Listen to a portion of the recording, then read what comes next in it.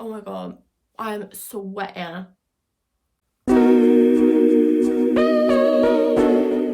Hi guys, welcome back to my channel. If you're new, hey, how are you doing? I hope you're all having a lovely day. It's very hot on the day that I'm filming this, so I'm sweating a little bit, as you can probably see. So today's video is another one for the home series. I've got a few videos coming on in that series now. If you haven't checked it out, go check it out. So today's video is basically 5 things I wish I knew before moving out. So I have been in my own place, renting with my partner since the start of this year. So I have learned a few things.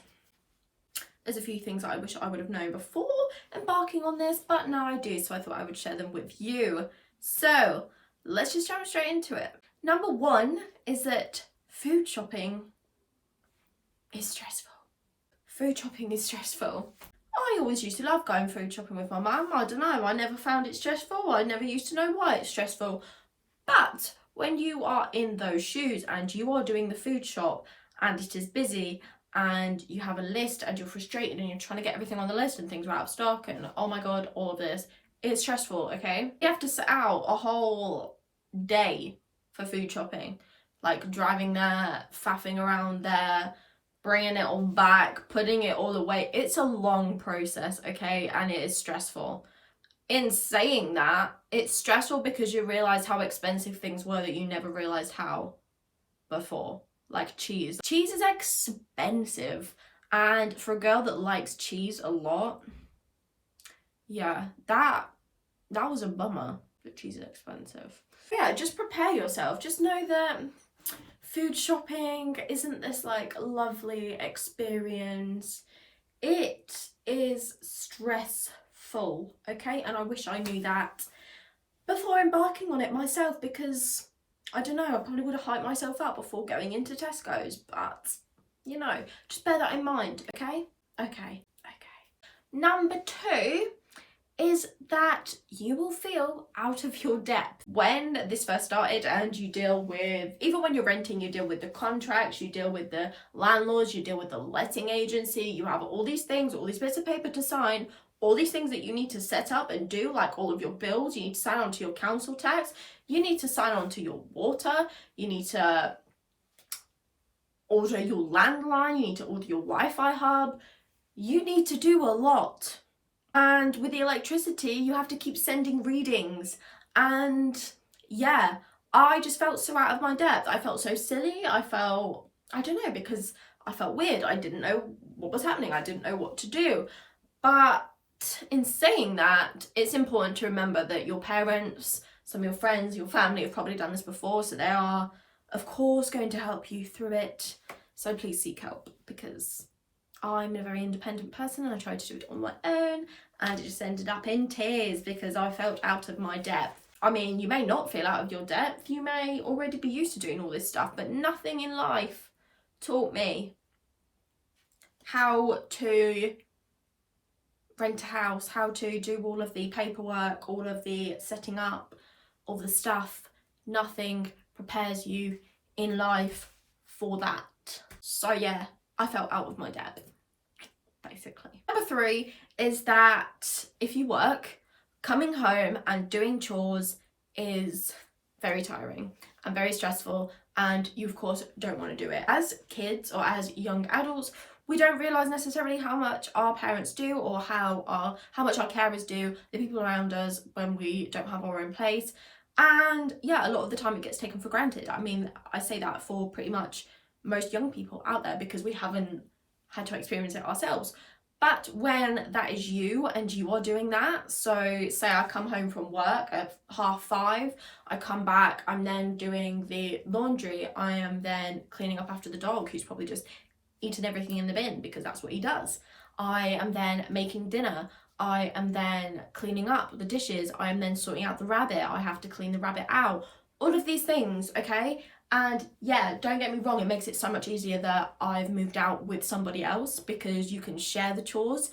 But even in saying that, if you are moving out with someone else, you really need to have it clear in stone who is doing what, or have some kind of organisation. Otherwise, there's going to be a lot of arguments to be had there about the dishes, you know. That is going to cause a lot of arguments. Make sure you have a mutual understanding and a mutual agreement that certain chores will be shared between you both. I just want to actually quickly address the fact that my nails are purple. I don't have some kind of weird disease. I used purple shampoo last night, so they're stained a little bit. Don't be alarmed, I'm sure they'll go back to normal very soon. The next one is that people treat you differently. This goes two ways. So moving out young, I thought that people treated us very different of how they would have treated an older couple or a couple with a family. We definitely got treated a lot differently by the letting agency, by all of that, obviously because they did try to pull the wool over our eyes a couple of times. We had both of our parents that were obviously advising us through, but they do try and pull the wool over your eyes. So make sure that you stand your ground, make sure that you have all your information, you've done your research, so that that does not happen to you. Because normally when you're younger, or even when you're just moving out on your own, people will try and pull the wool over your eyes over certain aspects of the agreement, of the building, things like that, of the contract. So yeah, on the other end of that spectrum is that once you have moved out and you have your own place, you are officially an adult in pretty much everybody's eyes. You know, my parents treat me different, your friends treat you different, just people that know you treat you different when they know that you have a house, because they think you're independent and all of this, where yeah, you are, but I still feel like a child inside. I'm maybe 20, but I'm still like 12 inside. So like when I'm having a casual conversation at dinner with my parents about mortgage rates, I'm like, who is this girl? You grow up so quickly when you move out. That is another thing. You will grow up so quickly in all aspects, in maturity, in your independence, in your topics of conversation, because you're now transitioning into that adult life. You no longer are talking about a One Direction reunion. I mean, I still am.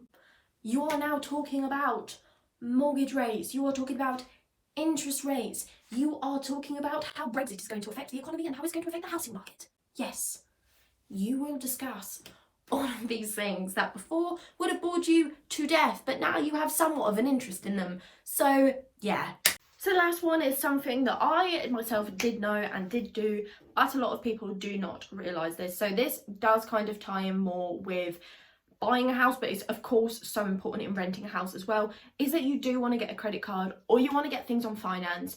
I'm not saying get in debt, that is not what I'm putting out there. I am saying you need to build a credit score. Credit scores are very important because they are one of the deciding factors as to if the letting agency or whatever are going to say, yes, you can have this lease agreement, or when you have a mortgage, you're going to have the mortgage broker say, yep, they can have a mortgage. Because you have a good credit score, it basically means that you're a low risk person. So you're going to pay it back, you have the finances to pay it back, all of that kind of thing. So get a credit card, get something on finance, or if neither of those, just try and get some advice from, you know, your parents or from someone from your local bank, just how you can increase your credit score, just in preparation for that. And what coincides with that, I know in the UK you cannot get helped by ISA anymore. I was lucky and got that before it stopped. But get a savings account early, you know, whether you can only put a couple of quid in there to start off with.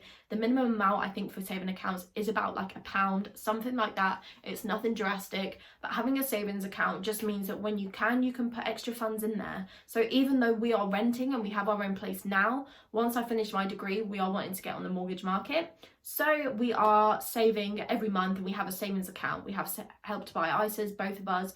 So it's about preparation, starting early, making sure that you have the core fundamentals so that later on down the line, you will have everything that you need to do the things that you want to do. So yeah, I hope that gave you a little insight into the world of adulting when you have your own home. I hope that that might have helped some of you. I would hope it would have helped some of you, you know. Just helped you realise some of the things that go down when you move out and you're now officially an adult. So if you did enjoy this video, don't forget to give it a thumbs up. I would really appreciate that. And also, if you like what you see, there is also a home series now where there's lots of other things to do with homes, buying a home, my home, I have a whole series for that, so check that out on my channel, or I have lots of other videos that you can also binge watch as well. Just have a look.